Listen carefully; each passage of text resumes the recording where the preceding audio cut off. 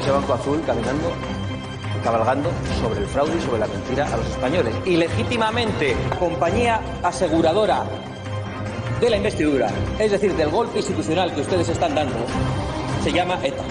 Vox plus ultra, España plus ultra, España siempre, ¡viva España! Señor Abascal, gracias por estar hoy aquí en el Telediario. Gracias a vosotros, muy buenas noches. Escuchábamos, lo hemos visto en otras ocasiones, llamar ilegítimo al presidente del Gobierno, al presidente Sánchez. Ustedes suelen decir habitualmente que defiende la Constitución. ¿No es eso un ataque a la Constitución? ¿No es un mensaje, digamos, antisistema, de alguna manera? Bueno, yo creo que al contrario. Nosotros entendemos que este Gobierno es legal, pero decimos que es ilegítimo, porque no es legítimo engañar a los españoles en una campaña electoral. El hecho de que hasta el mismo viernes de la campaña electoral el presidente del Gobierno dijese que no iba a pactar o aceptar los votos de los separatistas, o que los separatistas tuvieran la llave del gobierno y que no iba a pactar con Podemos, que hablase incluso del peligro de Venezuela, de las cartillas de racionamiento, pues entendemos que coloca a Pedro Sánchez en una situación de fraude y de mentira a los españoles y especialmente a los votantes socialistas. Pero usted sabe que, al menos jurídicamente, legítimo es algo que está de acuerdo con el ordenamiento legal. Ese juego de palabras, ese juego con los sinónimos en algo tan grave como decir que el gobierno de la nación no es legítimo, ¿no es algo peligroso de cara a la sociedad? Para nosotros lo peligroso realmente es saber y conocer quién manda en el gobierno. Y después de esta gran mentira de Pedro Sánchez, entendemos que la sartén por el mango en este gobierno la tiene, por un lado, Venezuela y la tiene el separatismo catalán. Y decimos que la tiene la dictadura venezolana porque creemos que tiene información de Podemos que, si filtra, si da a conocer, colocaría a este gobierno en una situación muy comprometida. Y por eso mismo el presidente del gobierno el otro día dijo, en un cambio verdaderamente sorprendente para todos los españoles y que ha ocupado los titulares en el día de ayer, que el señor Guaidó era el jefe de la oposición y no el presidente encargado de Venezuela, como decía hasta hacía poco. Sobre esa acusación, esos supuestos documentos de Podemos, ¿en qué se basan? ¿Tienen pruebas? Bueno, las pruebas parece que las tienen en Venezuela, que las tienen en Bolivia, las está investigando la Fiscalía boliviana y parece que se han producido pagos y, por lo tanto, algún modo de financiación a distintos personajes de la política española, de la judicatura española, tanto el señor Zapatero, el señor Garzón, el señor Monedero, el señor Pablo Iglesias. ¿Los documentos por qué no los presentan ante la justicia? Nosotros no tenemos los documentos, lo que hemos pedido es que se investiguen porque sabemos que los están investigando en Bolivia y porque sabemos que estas acusaciones también parten de la oposición boliviana, de la oposición venezolana. Hablábamos del gobierno, pero ustedes también han puesto en duda el poder judicial. La sentencia del Procés, por ejemplo, del Tribunal Supremo, dijeron que era una vergüenza, que llegaron a deslizar que había cierta intromisión política. ¿Desde Vox ustedes creen que la justicia española es un títere de la política, es una justicia corrupta? Yo creo que ese es el mensaje que lanzan precisamente los separatistas. Nosotros es verdad que hemos participado en el proceso, hemos sido los impulsores en gran medida por las querellas que presentamos en Cataluña del proceso contra el golpe separatista y no estamos nada satisfechos con cómo se ha resuelto, entre otras cosas porque tanto el juez instructor, la Fiscalía, de alguna manera Su Majestad el Rey con su declaración institucional, la abogacía del Estado antes de que llegase el señor Sánchez y la acusación popular que representaba a Vox hablaban de un ataque al orden constitucional, hablaban del delito de rebelión. De repente cambió el gobierno, cambió la abogacía del Estado cambió su criterio y el Tribunal Supremo, para ofrecer unanimidad, rebajó las condenas a un delito de sedición y prácticamente nos venían a decir que se había producido una alteración del orden público en Cataluña y no un ataque al orden constitucional. Esa ha sido nuestra crítica y además la mantenemos. Respetamos el orden constitucional, respetamos los tribunales, pero creemos que tenemos el derecho a la crítica y además vamos a seguir haciéndolo si creemos que es necesario. ¿Pero cree que los jueces que dictaron la sentencia son marionetas, digamos, de los partidos políticos, de alguna manera? ¿Edulcoraron esa sentencia? No voy a utilizar esos términos gruesos, pero creo que la presión a la que han sido sometidos, la presión callejera en gran medida y la presión por parte del Gobierno ha sido extraordinaria. Y en cierto modo eso creo que ha afectado a la sentencia en favor de los autores del golpe separatista. Tienen ahora ustedes 52 diputados en el Congreso. Sin embargo, les hemos visto arrinconados en las comisiones. Ustedes culpan al resto de los partidos, culpan al Partido Popular. Y es cierto que Vox ha sido pieza clave para que el Partido Popular esté al frente de varios gobiernos autonómicos. En el caso de Madrid, viendo esas malas relaciones con el PP, ¿van a bloquear los presupuestos cuando llegue el momento? Nosotros lo que vamos a hacer es negociar ley a ley, por supuesto también las leyes de presupuestos, porque lo que hemos hecho en Madrid, en Murcia y en Andalucía es llegar a acuerdos de investidura. Es decir, nuestro compromiso con esos gobiernos termina el día de la investidura y a partir de esos días comienza el compromiso de esos gobiernos con Vox y en la medida en que dejen de cumplir o en el que contribuyan de alguna manera a la demonización de Vox, y no solo de Vox, sino de casi 4 millones de españoles que nos han votado, pues tendrán problema para lograr nuestros apoyos y probablemente tengan que buscar los apoyos entre aquellos con los que han llegado a acuerdos en el Congreso para excluir a Vox de todas las comisiones parlamentarias, en una decisión verdaderamente sorprendente de la democracia española, teniendo en cuenta que somos el tercer partido. Con los meses que han pasado, ¿se sienten, no sé si decir, utilizados o que su apoyo ha sido gratuito? Me refiero al Partido Popular. Nosotros nos sentimos muy útiles a los españoles. Nosotros nos sentimos satisfechos porque cada vez más españoles nos agradecen sentirse representados en el Congreso. Sabíamos que esto no iba a ser fácil, sabemos que no nos podemos fiar de otros partidos políticos y yo creo que por eso hemos presentado una alternativa y creo que precisamente por eso mucha gente nos ha votado y creo que más gente va a hacerlo si somos capaces de seguir defendiendo sus principios. En medio de esas tensiones con el Partido Popular hay muchos elementos. Uno de ellos es lo que ustedes llaman el PIN parental. Me gustaría que viéramos unas imágenes. Es una cuenta de Vox, pero lo que vamos a ver, o lo que queríamos mostrarle, ahí lo vemos, es una performance, un vídeo grabado en un museo de Brasil, que a través de vídeos de cuentas de Vox se promocionó, digamos, relacionándolo con ese debate del PIN parental, relacionándolo, aunque no tenía nada que ver con el mundo educativo y con la enseñanza de cuestiones sexuales. ¿Qué opina Santiago Abascal de este tipo de prácticas por parte de las redes sociales de Vox? Bueno, me parece que hay que denunciar el acercamiento de la sexualidad a los menores. Y a los menores muy menores. Hemos denunciado el programa Escolae en Navarra, donde se pretende enseñar sexualidad a niños de 0 a 6 años, y nosotros lo que queremos es que a los niños se les respete en su inocencia. Hay algunos que dicen que lo hacemos desde la homofobia. Nosotros no queremos que a los niños pequeños se les enseñen ni prácticas homosexuales ni heterosexuales, ni de ningún tipo, sino que se les respete. Y por eso hablamos del PIN parental, para que precisamente los padres puedan educar a sus hijos conforme a sus convicciones, que es algo que está en el artículo 27 de la Constitución. Le mostrábamos ese vídeo porque mi pregunta era más dirigida a la utilización de vídeos descontextualizados, quizá falsos también, para un debate que tiene lugar aquí en España y que ustedes han promovido. Bueno, el vídeo no parece falso, podrá ser descontextualizado de otro país, pero es que lo que está ocurriendo en España responde a una posición global de la izquierda en todo el mundo, y entendemos que este tipo de cosas acabarán siendo vistas en España si nosotros no protegemos a nuestros hijos. Pero muchas veces ustedes han recurrido a este tipo de argumentos que, bueno, pueden estar descontextualizados, pueden no tener nada que ver con España. Hablaron de que se impartía o se hablaba de la zoofilia a los niños en los colegios en Madrid. Este tipo de argumentos para marcar un debate que, según el Gobierno de Madrid, según el Gobierno de Murcia, no existe, no hay quejas de los padres, no hay adoctrinamiento.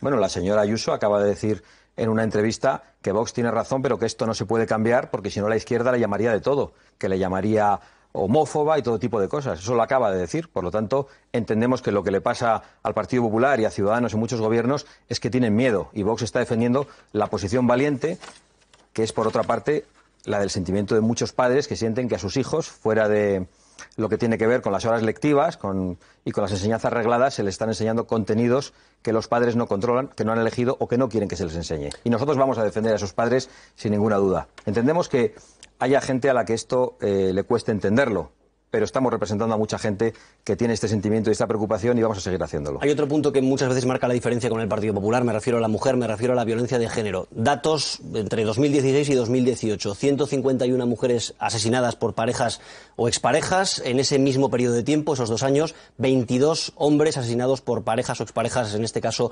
mujeres. 86% de las víctimas mortales, mujeres. Para Vox no hay un problema específico de violencia contra la mujer, no hay que tomar soluciones específicas. Para Vox hay que tomar soluciones específicas contra la violencia, sea contra la mujer, aunque sea la víctima fundamental, sea contra el varón, o sea, contra los niños, practicada esa violencia por el padre o por la madre en muchas ocasiones. Entendemos que la violencia es violencia, no hay que ponerle apellidos y vamos a seguir defendiendo eso. Y además es que hay muchas mujeres que piensan igual que nosotros. Han querido llamarnos machistas por defender esto con toda claridad, pero han encontrado una fuerza política a la que las etiquetas, los insultos y las estigmatizaciones no le asustan. Pero ante esa desproporción, estamos hablando del 86% de víctimas mortales, no veo un problema específico dirigido a las mujeres. Bueno, yo lo que veo es un problema ideológico por parte de la izquierda, que busca la lucha de sexos, que busca el enfrentamiento, y eso es lo que nosotros vamos a denunciar. ¿Que hay más víctimas mujeres? Eso es evidente y nosotros lo reconocemos, pero creemos que la violencia es violencia y que hay que combatir por igual la violencia contra un hombre y contra una mujer. Y, por cierto, no estarán funcionando esas leyes llamadas de género y las leyes de violencia de género cuando se están produciendo todas estas muertes y estos asesinatos de mujeres, con lo cual quizá tengan que hacer una reflexión los defensores de esta ley. También es cierto que han aumentado el número de denuncias y también las órdenes de protección. Ustedes se refieren muchas veces a que esta es una ley discriminatoria, pero el Tribunal Constitucional no piensa lo mismo, dice que es plenamente constitucional. ¿No les vale esa decisión del Constitucional? A nosotros lo que nos preocupa es lo que a muchos hombres les está pasando cuando son denunciados, y es que inmediatamente son detenidos, pasan el fin de semana en el calabozo, esas denuncias se producen en muchas ocasiones los viernes y salen absolutamente suaves para declarar ante el juez, normalmente en mitad de procesos de divorcio. Eso nos preocupa, estamos conociendo muchos casos en los que eso ocurre y que las denuncias acaban siendo falsas, sobreseídas, archivadas o inadmitidas. En alguna ocasión hemos dicho que la mayor parte de las denuncias son inadmitidas, y han dicho que mentíamos porque decíamos que era más del 80%, y es porque no hemos dicho inadmitidas, sobreseídas o archivadas, pero seguimos manteniendo esos datos que son los que nos han ofrecido. En todo caso, respecto a esos datos, hablan del 0,01% de denuncias falsas. Es que la denuncia falsa es la que finalmente se investiga como falsa y se condena a la mujer, pero todas las denuncias en las que no se acaba produciendo una condena, ¿qué tenemos que suponer que son? Que todos esos hombres son culpables y están libres caminando por la calle y que son un peligro potencial para las mujeres. Nosotros creemos que no. Quería preguntarle por un tema de hoy. Hemos conocido esa sentencia del Tribunal Europeo de Derechos Humanos sobre las devoluciones en caliente. ¿Cuál es su reflexión? Bueno, entendemos que en este caso se da la razón a España a la hora de tomar la decisión de devolver inmediatamente a quienes entran ilegalmente en nuestro territorio, y nosotros vamos más allá. Creemos que estas devoluciones se deben producir en caliente, en templado o en frío. Es decir, cuando alguien es descubierto ilegalmente en territorio español, debe ser expulsado. España tiene el deber de proteger sus fronteras y de lanzar el mensaje al mundo de que para entrar a convivir con nosotros hay que hacerlo llamando a la puerta, respetando las leyes y no saltando vallas, pateando a nuestras fuerzas de seguridad o hacerlo ilegalmente. Le preguntaba por la inmigración porque es una parte importante del discurso de Vox. Tienen en eso gran afinidad y buenas conexiones también con partidos europeos, antieuropeístas, calificados muchas veces de ultraderecha. Me refiero a Le Pen en Francia, a Salvini en Italia. Ustedes han hablado a veces del riesgo de islamización en Europa, en España. ¿Hay diferencias entre ese discurso de Vox y el de la ultraderecha en este tema? Nosotros coincidimos con otros partidos y probablemente hasta con gente de izquierdas, y creo que con mucha de ella en España, en la defensa de las fronteras, de la legalidad de nuestro país, y nos da igual con quién coincidamos. Nos da igual que esto lo defienda en Francia el Frente Nacional, que lo defienda Salvini en Italia, o que lo defienda Orbán en Hungría, o que lo defienda un partido socialista. Si coincidimos con alguien en una posición de defensa de las fronteras y de defensa de la inmigración legal y ordenada, que es nuestro planteamiento, no vamos a tener ninguna vergüenza en señalar esa coincidencia. Y creemos que en España coincidimos con muchos votantes de izquierdas. Tengan en cuenta que hay aproximadamente 300.000 personas en España que votaron a Pedro Sánchez en abril y votaron a Vox en noviembre. Quería que viera, ya estamos a punto de terminar, pero unas declaraciones suyas también relacionadas con la inmigración y la delincuencia en este caso. No sirve de nada que ustedes oculten, porque son datos públicos, que el 69% de todos los varones imputados en violaciones grupales han sido extranjeros, pese a ser solo el 10% de la población. Si no me equivoco, al menos el único dato que coincide con lo que usted decía pertenece a un informe de la Universidad Autónoma. Su autor ha dicho que no significa eso que usted decía. Es una tipología de delito muy concreta y con datos que no abarcan a toda España.